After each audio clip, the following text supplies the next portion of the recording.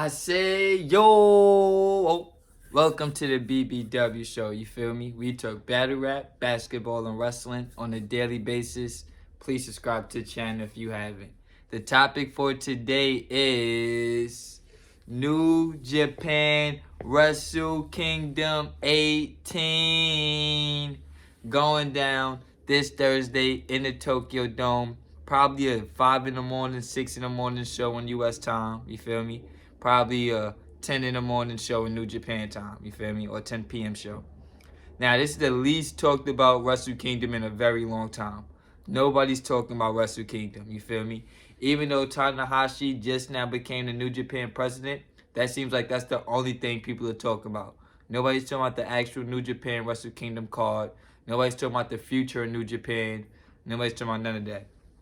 New Japan in the last few years have lost a lot of top stars. They lost Jay White this year. They're going to lose Will Ospreay. They lost Kota Ibushi. They lost Kenny Omega a few years ago. All of their former world champions they have lost. I feel like New Japan is having a hard time gaining any footing in America because they're not trying to spend no money. They're not. Only person they signed recently was Mercedes Moné.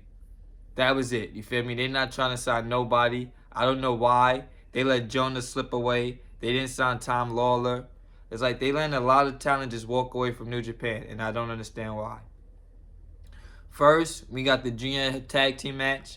TJP and Francisco Akira challenging Clark Connors and Drilla Maloney from Bullet Club War Dogs. I'm going with TJP and Francisco Akira.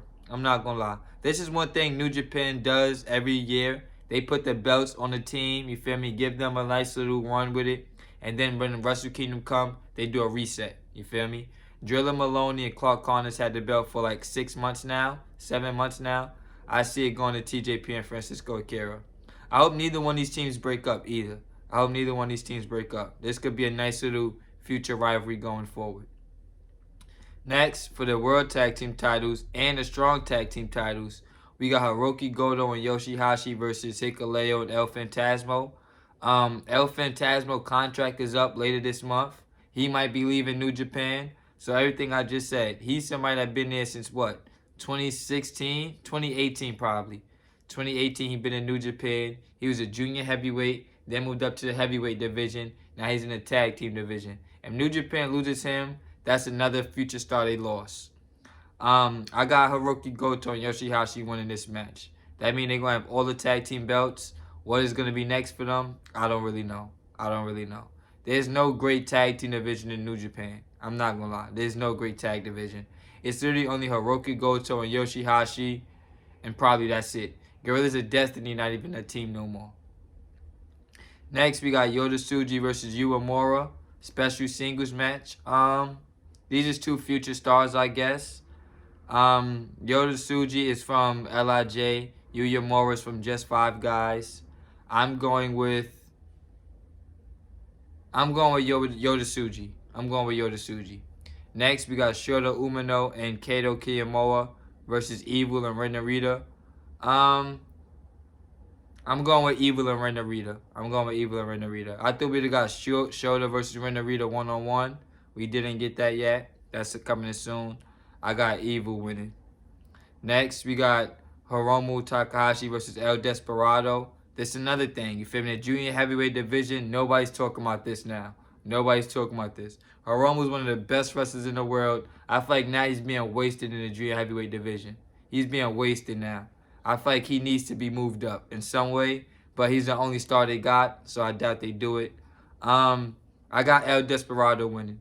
Hiromu had the belt for almost the whole year. I got El Desperado winning. Next, for the World TV title, we got Tanahashi versus Zack Sabre Jr. Like I said, Tanahashi is the president, and he's one half of the New Japan Trios champions. I don't think he needs 3 belts. I don't think Tanahashi needs 2 belts, I should say. But if Zack Sabre Jr. wins, what does he do next? You feel me? I don't want to see Zack Sabre Jr. versus Naito. I know it's going to be the first thing they do. I don't want to see that right away. I think Zack should win, though. Zack has never been a world heavyweight champion or nothing. He won the G1 a few years ago, did nothing with that. I got Zack Sabre Jr. winning. And now with Will Ospreay going, he's like the only Gaijin wrestler they got. Him and David Finlay. They're like the only Gaijin main eventers they got. Next, never openweight title, Tama Tonga versus Shingo. This is going to be a good match. Both of them is really good. I'm going with Shingo. I don't know what they're doing with Tama Tonga. Last year he had the match with Carl Anderson. That went nowhere. Like I said, him and Tonga Loa not doing tag matches no more. I don't know what they're doing with Tama Tonga. I got Shingo winning. Next, we got Will Ospreay versus Moxley versus David Finlay. New Japan Global Heavyweight Championship in a 3-way match. Honestly, I'm going with Finlay. He's the only one that's under contract to New Japan. Moxley and Will Ospreay is under contract to AEW. So I think David Finlay should win this. Then special singles match, Okada versus Bryan Danielson 2. First time this happened was in Toronto. Okada broke Bryan Danielson's arm. Then they wrestled again in a tag match. Okada broke Bryan Danielson's orbital bone. You feel me? So even though Bryan Danielson won both matches, he got injured both times. I think Okada's going to win this match. And then I hope we get a third match. I hope we get Okada Danielson 3. Wrestle Kingdom next year, Forbidden Door, whatever. I hope we get that again. And last but not least, Sanada versus Tetsuya Naito for the World Heavyweight Championship. Naito just won the G1. This is Naito's third time main event in the Tokyo Dome. 2 against Okada. He lost 1, he won 1. And then now. This is it for Naito. This is it. I ain't gonna lie, this is it. This is his big run. This is gonna be him doing a nice little, how he's call it? When he say everybody's name, you feel me? And then they let the things go off.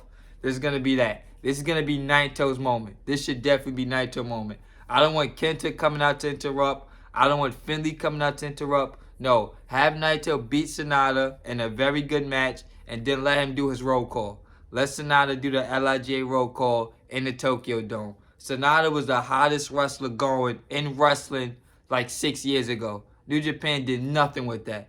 Did not capitalize on his momentum whatsoever. Now, a few years later, it feels like they trying to restart something. You feel me? Like they trying to catch something that they already lost. I got Naito winning. If Naito loses this should be sad. Another thing, now that I'm thinking about it, I got Hiromu winning too. Because a few years ago, we was going to get Naito versus Hiromu, world champion versus junior heavyweight champion. The pandemic happened, so we never got it. I want us to get Naito versus Hiromu this year. This year, we need that match. I don't care if no title's on line. Just give me Naito versus Hiromu. That could put New Japan back in the spotlight. That's my opinion. Let me know what you think in the comment section. Like, comment, share, subscribe. I'll be back with more.